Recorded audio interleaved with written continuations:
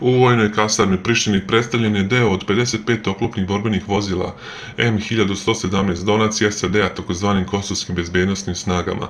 Ova oprema, koja je karakteristična za težak teren i ima efikasno otpornost na mine, omogućit će vam da proširite svoje mirovne operacije gde gotovo od vas bude potrebno, rekla je Vjosa Osmani.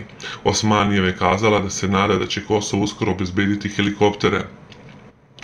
Na Kosovu su naime iz Amerike stigla laka oklopna vozila M1117, koja se u SAD proizvodilo do 2002. godine, a inače je bio prvi američki oklopnjak otporan na mine. Vojni analitičar Aleksandar Radić kaže da ova nabavka nije direktna pretnja Srbiji, ali da to predstavlja Srbima na Kosovu i Metohiji. Dodaje da su Albanci nabavili veliku količinu oružanih sredstava, te da problem predstavlja raspoređivanje ovakvih vozila u srpskim sredinama. Nije ovo poruka nama, ali mnogo znači Albancima za podizanje samopouzdanja. Njihovi mediji i društvene mreže puni su snimaka kada su ova vozila dolazila. To je za njih impresivno, kaže Radić. Bivši oficir kontraobaveštajne službe i potpukovnik u penziji Ljuban Karan navodi da su ova oklopna vozila minimalna pretnja za vojsku Srbije, ali da su ogromna pretnja za, kako kaže, goloruki narod na severu Kosova i u enklavama, jer su ova vozila vrlo pogodna za intervencije protiv civila.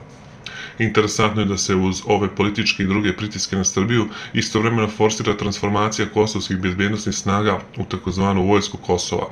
To je za nas bila i ostaće paravojska. To je sve vezano za rezoluciju 1244 i za Srbiju je to nelegalno i nezakonito, navodi Karan i dodaje. Imam utisak da američke snage imaju nameru da se povuku sa Kosova, kao i međunarodna misija, te će oni napraviti nekakav plan za prelaz i plašim se da će upravo te međunarodne snage, KFOR-a i NATO-a, pomoći da se uspostavi kontrola i da će Srbiju dovesti u vrlo nezgodnu situaciju, da bi neka naša intervencija bila tretirana kao napad na međunarodne snage.